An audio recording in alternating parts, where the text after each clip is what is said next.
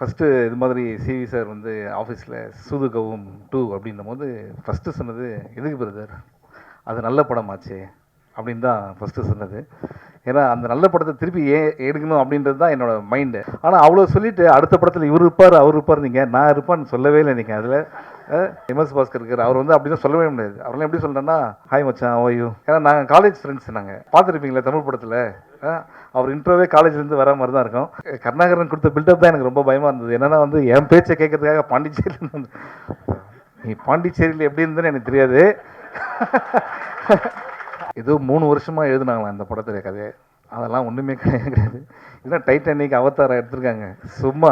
அதில் 3 வருஷத்தில் 2.5 வருஷம் கோவிட், அதனால் இவங்க யாருமே மீட் பண்ணவே இல்லை. இதுதான் உண்மை. சும்மா இங்கே நீங்கள் நிற்கிறீங்கன்ட்டு 3 வருஷம் எடுத்தால் நீங்கள் அவதார் மாதிரி ஒரு படம் எடுக்கணும், இல்லைன்னா டைட்டானிக் மாதிரி. அதெல்லாம் ஒன்றுமே கிடையாது.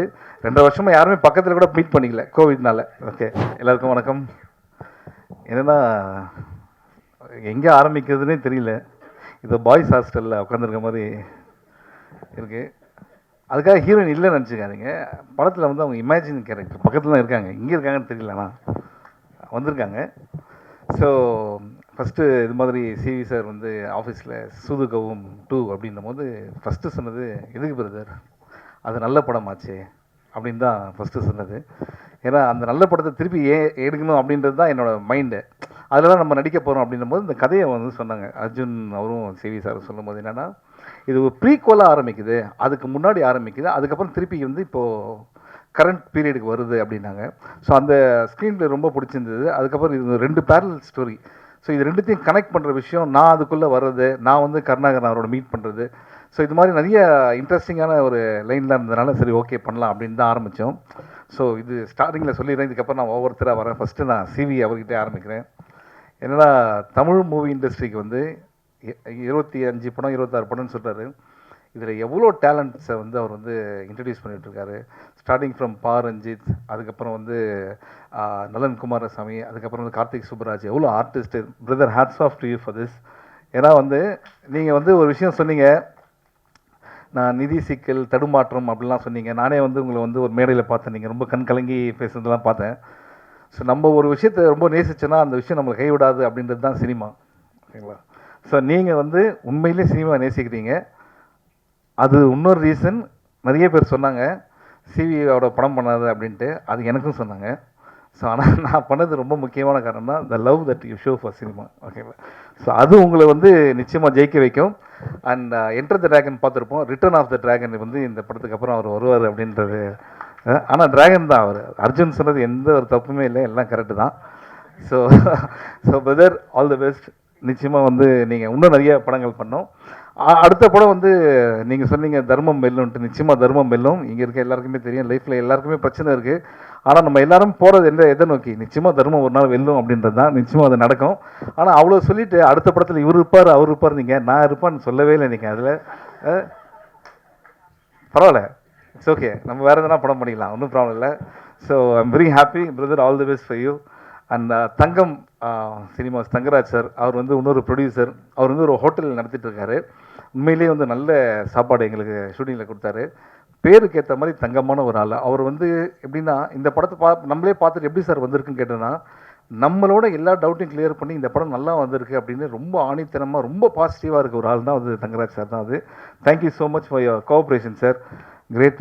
இதுக்கப்புறம் நம்ம ஆர்டிஸ்ட் இதில் வந்துடலாம். எம்எஸ் பாஸ்கர் இருக்கார், அவர் வந்து அப்படி தான் சொல்லவே முடியாது. அவரெல்லாம் எப்படி சொல்கிறேன்னா, ஹாய் மச்சான் ஓய்யூ, ஏன்னா நாங்கள் காலேஜ் ஃப்ரெண்ட்ஸ். நாங்கள் பார்த்துருப்பீங்களே தமிழ் படத்தில் அவர் இன்ட்ரோவே காலேஜ்லேருந்து வர மாதிரி தான் இருக்கும். ஆனால் இப்படி இருக்கார்ல, டக்குன்னு காலேஜ் பையனாக மாறினா டக்குன்னு மாறிடுவார். அதுதான் வந்து அவருடைய strength. Hats off to you sir, fantastic performance இந்த படத்தில். அடுத்தது வந்து சந்திரசேகர் சார். சந்திரசேகர் சார் எப்படின்னா, அவரோட ட்ராவல், அவரோட லைஃப்பை வச்சே நம்ம பல படங்கள் பண்ணலாம், பல விஷயங்கள் கற்றுக்கலாம். அது நான் வந்து இவர் கூட நடிக்கிறேன் அப்படின்னு எங்கள் அம்மா வந்து என்னை கூப்பிட்டு இது வரைக்கும் எந்த படத்துக்கும் சொன்னதே இல்லை. அவர் கூட நடிக்கிறேன், ஆமாம் அவர் நல்லா தமிழ் பேசுவார் அப்படின்னாங்க. நான் சொன்னேன் இதுதான் வரும் அப்படின்ட்டு. எதுக்கு சொல்கிறேன் அப்படின்னா, இப்போ கூட நாங்கள் ஷூட்டிங்கில் பேசுனது தான். ஒருதலை ராகம்னு ஒரு படம் பண்ணியிருக்காங்க. அந்த படம் வந்து படத்தை முடிச்சுட்டாங்க, 2 வருஷமாக அந்த படம் ரிலீஸ் ஆகலை. ஏன்னா யாருமே வாங்குறதுக்கு இல்லை. கடைசியில் அந்த ப்ரொடியூசரே ரியலைஸ் பண்ணி இந்த படத்தை நம்ம ரிலீஸ் பண்ணுறாரு. ஃபஸ்ட்டு ஷோ வந்து 10 பேர் தான் இருந்தாங்களாம். ரெண்டாவது விஷயம் வந்து ஹவுஸ்ஃபுல்லு. அந்த படம் ஒரு வருஷம் ஓடிச்சு. எவ்வளோ பெரிய விஷயம் பாருங்கள், எவ்வளோ பெரிய ட்ராவல். 45 இயர்ஸு இன்றைக்கி சொல்கிறாரு அடுத்த படத்தில் எனக்கு சான்ஸ் கொடுங்க நான் நடிப்பேன் அப்படின்றாருன்னா அப்போ சினிமா அவர் எந்த அளவுக்கு நேசிக்கிறார்.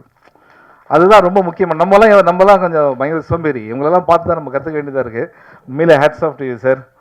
அந்த இப்படி இருக்காருன்னு வச்சுங்க, ஃபிட்னஸ்லாம் பயங்கரமான ஃபிட்னஸ்ஸு. நீங்களே டையை பற்றிலாம் பேசுங்க, டை வச்சு ஹேர் ஸ்டைல் மாற்றினா அவரும் ஒரு காலேஜ் ஸ்டூடெண்ட் தான். அந்த கருணாகரன் கொடுத்த பில்டப் தான் எனக்கு ரொம்ப பயமாக இருந்தது. என்னென்னா வந்து என் பேச்சை கேட்கறதுக்காக பாண்டிச்சேரியில் வந்து, நீ பாண்டிச்சேரியில் எப்படி இருந்ததுன்னு எனக்கு தெரியாது, ஆனால் வந்து இதுக்கு தான் வந்திருக்காரு. But Karunakaran very very talented artist. எனக்கு எப்படி தெரியும் அப்படின்னா, கலகலப்பு தான் அவரோட ஃபஸ்ட்டு படம். கலகலப்பில் வந்து அவர் சொன்னார் நம்மலாம் பிஸியாக இருக்கணும் அப்படின்ட்டு. நாங்கள் 3 பேர் நாங்கள் கலகலப்பில் ஒன்றா இருப்போம். நானும் யோகி பாபு அண்ட் கருணாகரன். யோகி பாபு சொன்னது என்னென்னா, சரிவா நம்ம வந்து பிஸியாக இருக்கணும் அப்படின்ட்டு. இன்றைக்கி அவர் நடித்த படத்துக்கு அவரே போய் பார்க்குறது கூட டேட் இல்லை, அந்தளவுக்கு பிஸியாக இருக்கார். கருணாகரன் அதோட சந்தோஷமான விஷயம்னா 100 படம் முடிச்சிருக்கேன்னு சொன்னார். Brother I'm so happy. First படத்தில் ஆரம்பித்து இது வரைக்கும் நீங்கள் வந்தது, இன்னும் நீங்கள் நிறையா பண்ணணும். Very happy, good luck. And team பார்த்தீங்கன்னா, அடுத்தது கார்த்திக், இந்த படத்துடைய கேமராமேன், எக்ஸ்ட்ராடனரி டேலண்ட். நீங்கள் பார்த்த ஷாட்லாம் வந்து ஆக்சுவலாக நிறைய டைம் எடுத்து பண்ணோம், ஆனால் ரெடி, எல்லாத்துக்குமே ரெடி, வெரி வெரி டேலண்டட். நீங்கள் இன்னும் பண்ண வேண்டியது நிறையா இருக்குது, நிச்சயமாக பண்ணுவீங்க. Kavi, great working with you and art director, thank you so much. ஏன்னா எல்லாமே இந்த நீங்கள் அவர் சொன்னார் இல்லை, சூதுகம் நம்ம சிவி குமார் டீம்னா வந்து எப்படின்னு சாதாரண விஷயம் இல்லை, எல்லாமே கொஞ்சம் பேக்டாக இருக்கும். அதில் வந்து எல்லா அட்ஜஸ்ட்மெண்ட் இருந்தால் தான் பண்ண முடியும். அதில் சூப்பராக பண்ணியிருக்கீங்க. அண்ட் அஸ்வின், உங்களை வந்து இதுதான் ஃபஸ்ட் டைம் மீட் பண்ணுறேன். எதாவது ரொம்ப டேமேஜாக எதனா சீன் இருந்தால் பார்த்துருங்க, முடிஞ்சிச்சு எல்லாம். அடுத்தது வந்து அருள்தாஸ் சார், இந்த படத்தில் ஒன்று பண்ணியிருக்காரு, டாக்டர் கேரக்டர், எக்ஸ்ட்ராடனரி ஹியூமர். அதாவது அவரை சீரியஸாக தான் பார்த்துருப்போம், அவர் சொன்ன ஹியூமர் ஆக்சுவலாக அது கிடையவே கிடையாது. அவருக்குள்ளே ஒரு ஹியூமர், ஒரு ஜாலியான ஒரு கேரக்டர் இருக்கார். நீங்கள் இன்னும் நிறைய காமெடி படங்கள் பண்ணணும்னு தான் எனக்கு ஆசை. நம்மளே நிறைய பண்ணுவோம் நிச்சயமாக, வித் காட்ஸ் கிரேஸ். அதுக்கப்புறம் Yograj sir, thank you so much for all the help in இது ஷூட்டிங்கில். அடுத்தது வந்து அஃப்கோர்ஸ்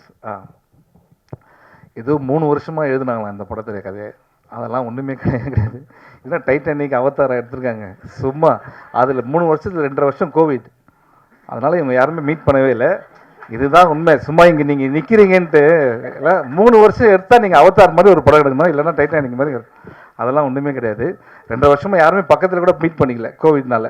ஓகே, அதுதான் இந்த படத்துடைய ஒரு விஷயம். ஆனால் வந்து இந்த லைன் வந்து நலன் குமாரசாமி அவர் வந்து இப்போ நம்ம சொல்லி தான் ஆகணும். ஏன்னா ஃபென்டாஸ்டிக் லைன் இது. அண்ட் இதோட தர்மம் வெல்லும்க்கும் நான் ரொம்ப எதிர்பார்க்குறேன். அந்த படத்தில் இருக்கனா இல்லையான்னு தெரியல இப்போதைக்கு. இருக்குண்ணா, கண்டிப்பாக இருக்குண்ணா. ஓகே ஓகே ஓகே, இதுவே இன்னொரு பயமாக இருக்கு. அண்ட் அர்ஜுன் நான் வந்து அவரோட ஃபஸ்ட்டு படமே நான் தான் பண்ண வேண்டியது. நாங்கள் ரொம்ப நாள் ஃப்ரெண்ட்ஸு. ஸோ அர்ஜுன் வந்து எப்படின்னா, தமிழ் மூவி இண்டஸ்ட்ரி சில டேரக்டர்ஸ்லாம் தேவைன்னு நம்ம நினைப்போம்ல, அதில் அர்ஜுன் ரொம்ப முக்கியமான ஒரு டேரக்டராக இருப்பார். எப்படி அப்படின்னா, ரொம்ப ஸ்மார்ட்.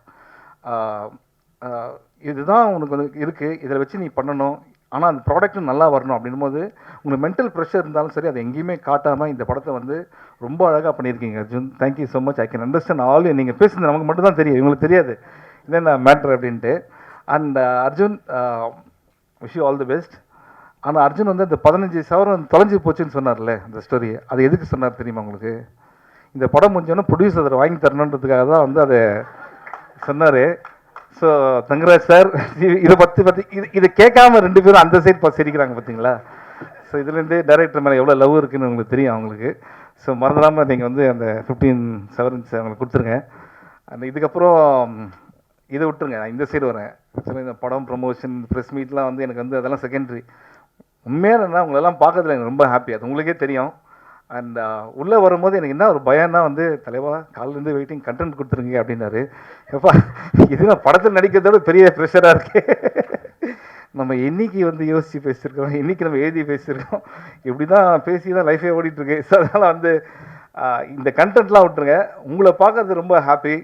நான் வந்து இது வரைக்கும் எந்த ப்ரெஸ் மீட்லேயும் வந்து நீங்கள் உங்கள் சப்போர்ட் வேணாம், நீங்கள் பாருங்கள், உங்களுக்கு படம் பிடிக்கும், படம் பிடிச்சா நீங்கள் என்ஜாய் பண்ண அப்படின்ற விஷயத்தை சொல்லுங்கள், அதே போதும் எங்களுக்கு.